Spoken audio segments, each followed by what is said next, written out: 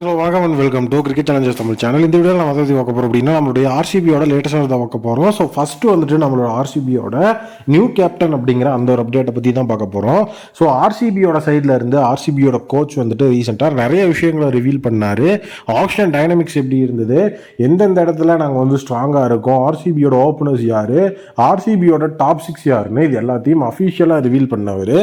எல்லாரும் எதிர்பார்த்துட்டு இருந்த ஒரு அப்டேட் வந்துட்டு ஆர்சிபியோட புது கேப்டன் யார் அப்படிங்கிறத அதை பற்றி அவர் மூச்சே விடாமல் வந்துட்டு மற்ற விஷயங்களை ரிவீல் பண்ணிட்டு போயிட்டாரு. ஸோ ஆண்டி ஃப்ளவர் இந்த மாதிரி பண்ணப்போ ஸோ அதற்கான ரீசன் என்ன அப்படின்னு சொல்லி எல்லாரும் கேட்க ஆரம்பிச்சாங்க. ஃபர்ஸ்ட் அதுக்கான ரீசன் என்னன்னா, இன்னும் Virat Kohli IPL 2025 ஆர்சிபியோட captaincy எடுத்துக்கிறதுக்கு ready ஆகலை.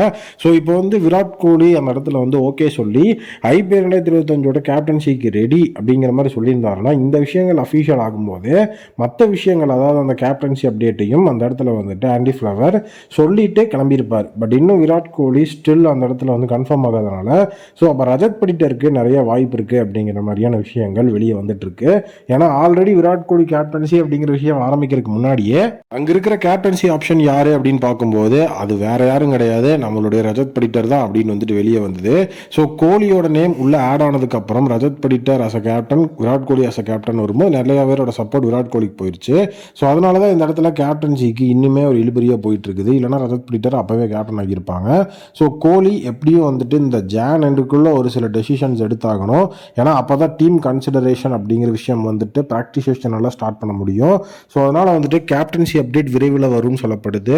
உங்களுடைய ஒப்பீனியன், நீங்கள் யாரை கேப்டனாக போட்டால் வேறு லெவலில் இருக்கும்னு நினைக்கிறீங்க? டீமோட ஃபியூச்சரையும் கன்சிடர் பண்ணி சொல்லுங்கள். நெக்ஸ்ட் அப்டேட், ஓப்பனிங் பேட்ஸ்மேனாக ஸோ கன்சிஸ்டண்டாக பெர்ஃபார்ம் பண்ணிட்டு இருக்கிற டேவிட் படிக்கல். டேவிட் படிக்கல் பொறுத்த வரைக்கும் விஜய் ட்ராஃபியில் வந்துட்டு கர்நாடகா டீமுக்காக தான் ஆடிட்டு இருக்கிறாரு. ஸோ கர்நாடகா டீம் இப்போ குவார்டர் ஃபைனல்ஸை வின் பண்ணி செமிஃபைனல்ஸில் இருக்காங்க. ஸோ கர்நாடகா பரோடாக்கு அகேன்ஸ்டாக தான் ஸோ குவார்டர் ஃபைனல்ஸில் ஃபேஸ் பண்ணாங்க. ஸோ 99 பால்ஸில் 102 ரன்ஸ் அப்படிங்கிறது 15 பவுண்டரி 2 சிக்ஸர்னு போட்டு பொழந்தெடுத்து ஸோ அந்த இடத்துல 5 ரன்ஸ் வித்தியாசத்தில் தான் வந்துட்டு நம்மளுடைய கர்நாடகா வின் பண்ணாங்க. ஸோ அதில் இவர் அடித்த செஞ்சுரியும் ஒரு முக்கியமான ரீசன்.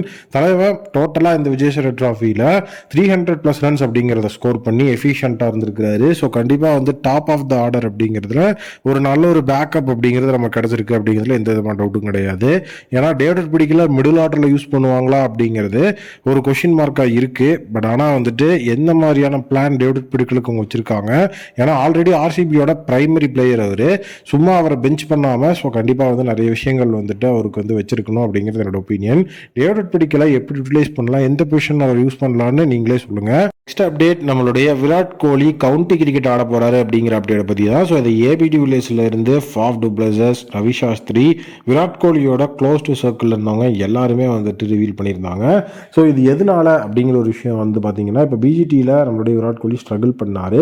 நெக்ஸ்ட் வந்து ஜூன் 2025 வந்து பார்த்தீங்க அப்படின்னா இங்கிலாந்துக்கு அகெயின்ஸ்டான டெஸ்ட் சீரியஸ் இருக்குது. ஸோ அங்கே நம்ம வந்து நல்ல ஒரு பெர்ஃபார்மன்ஸை கொடுக்கணும்னா கவுண்டியில் நம்ம ரெடி ஆகணும். ஸோ கவுண்டி போய் ஆடணும் அப்படின்னா நமக்கு வந்துட்டு அந்த கண்டிஷன்ஸ் அடாப்ட் ஆகும், நம்மளுடைய மிஸ்டேக்ஸையும் நம்ம வந்துட்டு திருத்திக்கலாம் அப்படிங்கிறதுக்காக தான் விராட் கோலி கவுண்டி அப்படிங்கிற அந்த ஒரு விஷயத்தை சூஸ் பண்ண இருக்கிறாரு. பட் அங்கே இன்னொரு ப்ராப்ளம் என்ன அப்படின்னா, ஸோ கவுண்டி அப்படிங்கிறது ஸோ ஃபுல் அண்ட் ஃபுல் எஃபிஷியண்ட்டாக வந்துட்டு IPL பிளே ஆஃப்ஸோட கிளாஷ் ஆகுது.